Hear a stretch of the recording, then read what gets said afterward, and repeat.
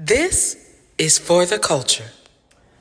What's up, everybody? It's Dr. CI, and welcome back to For the Culture. Now, in this episode, we are going to be talking about the main thing. Y'all remember, if you watch my other episodes, there's a couple of parts we have. We have the main thing, we have the problem, what we know to be true, and I often offer solutions for people to understand how to fix what the issue is. Now, if you don't know the premise of For the Culture, what For the Culture does is it is geared towards helping the Black community in specifics, but also marginalized communities, talk about everyday current events and things that are injustices and try to find a way to help fix the world, right?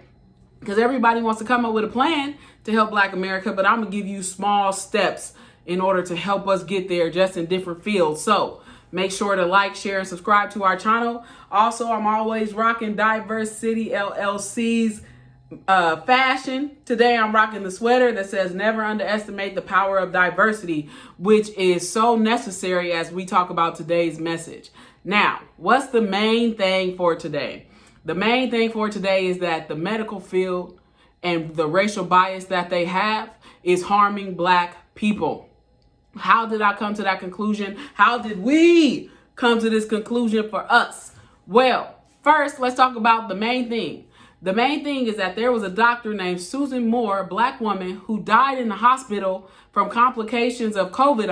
And she posted a video and she talked about how she felt she was being mistreated in the hospital. Now that's a problem, right? And this woman died because she couldn't get the care that she needed. Another problem, I'm adding an additional problem to this one, y'all, is that the CEO of the hospital, I think it's Indiana University North Hospital. Let me make sure I got my information correct as I'm stating it. Yes, Indiana University North Hospital. What did you do? What did you do to kill this woman? And then your ignorant CEO said, well, she was a difficult patient and she was seen as giving nurses hard time. So you telling me she died because she was what you would consider a stereotype as an angry Black woman? Man, get the fuck out of here. That's how I feel about that. I am tired of hearing about Black people going misdiagnosed, underdiagnosed, and being mistreated in the medical profession, and me as a Black woman who has faced many of these things. So let's start with the first problem, okay? Or what we know. What we know is that this woman died due to racial bias that often impacts many of us in the medical field. Think about a time where you may have had a loved one, an elder or whoever going into the medical field, and you have had to advocate for them while at the hospital. Or you've had to argue with your doctor who misdiagnosed you because you said you was having chest pains and she said, oh, you probably just have anxiety, or it's probably just stress related. And they don't do any of the tests necessary to make sure that you are okay. Right? We know that they offer insurance plans that doctors see and discriminate against us because they don't always cover sometimes the labor that a doctor has. I get that, but that don't give you the right to mistreat and kill people. You understand? So here's what we know. There's been a history of medical bias against Black people that we know about, that has happened to our elders, that happened to our ancestors, and that has caused a sense of distrust within our community. For example, if we think about the Tuskegee experiments, we think about Miss Evers' boys. If you don't know what those are, you need to go look them up, where they were injecting Black soldiers with syphilis, right? We hear those stories. We know those stories. We talk about those things. And another thing that really bothers me, and I'll give you my own personal story. I went to the doctor because me, like many Black women, have had fibroids. And I had 5 fibroids, y'all. One of them the size of a softball in my uterus. And when I went to the hospital, they would always tell me, oh, we could surgically remove them, right? I had one doctor at the University of Washington.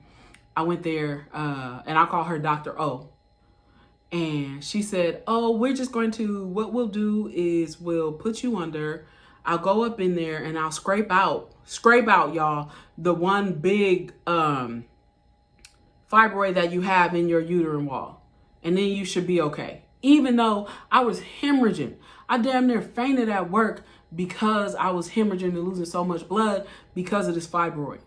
And I'm thinking to myself, I have 3 fibroids in my uterus and the other 2 in other places. And you tell me you're only going to remove 1? and you're going to do it through a basic procedure? I was like, didn't know any better. So I said, okay. But I was in so much pain. And then I went to the doctor the day of the surgery, and I was sitting in the room, and everybody, the receptionist, even the lady that came out to talk to me, was just extremely rude to me. I was there by myself. A friend of mine had dropped me off, and I started to feel very uncomfortable. I was like, why y'all being so rude to me? And I was like, I'm not going to let these people operate on my body if they being rude to me. And so something in my heart, our ancestors, y'all, told me to get up and leave. And so I bounced. I left the hospital, and I went in search of a second opinion, and I went to a women's clinic in Seattle. And the woman said, there is no way that surgery, the other doctor that I went to go see said, there's no way that the surgery by Dr. O would have actually fixed your problems. It might have actually made things worse. She said, if you really want to stop hemorrhaging, you really want to stop bleeding, you got to remove all of these fibroids, right? So I said, okay, how do we do that? And she said, well, we got to put you in surgery. You got to have somebody come take care of you, but we're going to remove them all. I said, cool. I felt more comfortable with this doctor. So I went in for surgery. Everything, the staff was very nice to me. It was at a different hospital. They removed the fibroids. The surgery went well. But I just remember the first time I went to the doctor for my fibroids and how uncomfortable that woman made me feel and how she could care less about me.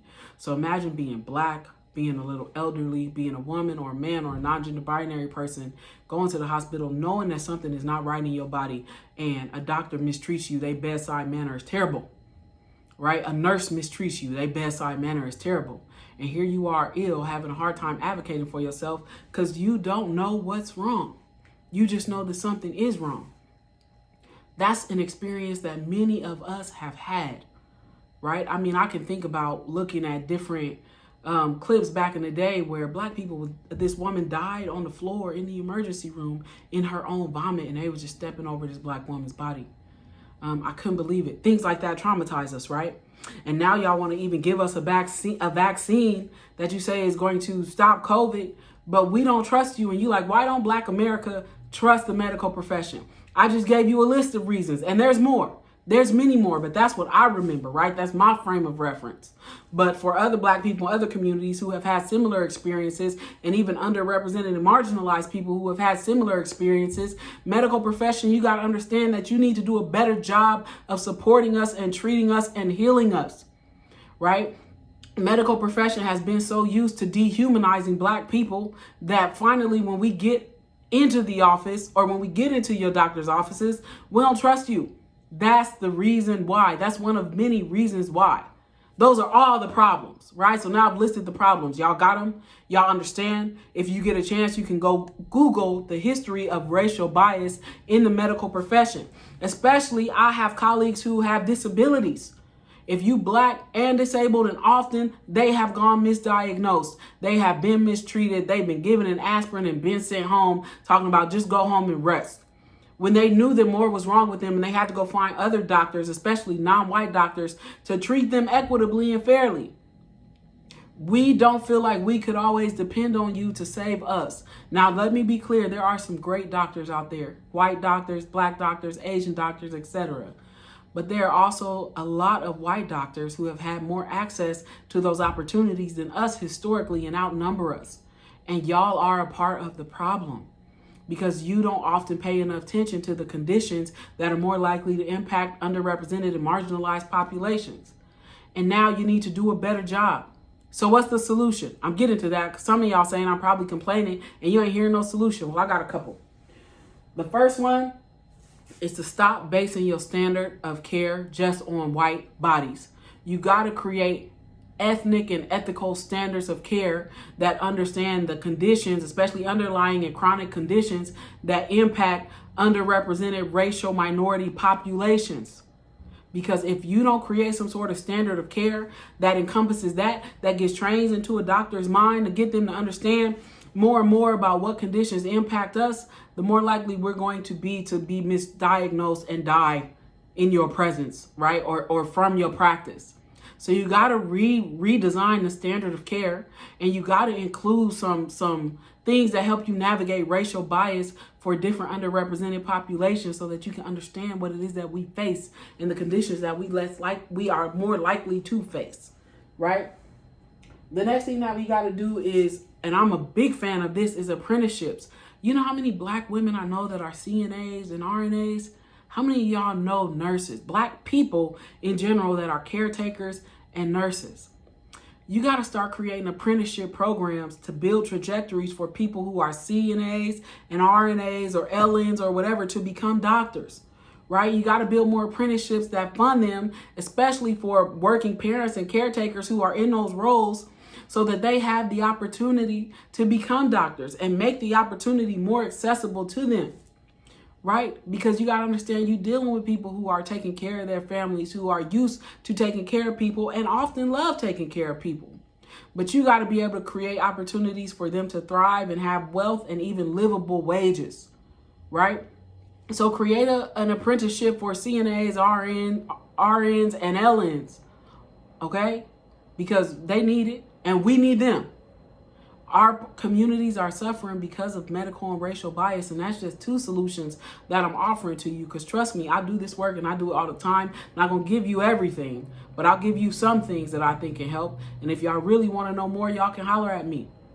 But I really want to say rest in peace to Dr. Susan Moore. I am deeply saddened by the video that I saw when you talked about what happened to you and the bias you was experiencing before you decided to leave this world. I am very sorry, and my love goes out to the family, but my love also goes out to our communities who I know are more likely to have those kind of outcomes if you don't fix the bias in the medical field, the racial bias. That's the end of this episode, y'all. Y'all make sure to tune in. We're going to have new episodes coming to you daily. I appreciate you, and I'll talk to you soon. Love y'all. I'm Dr. CI.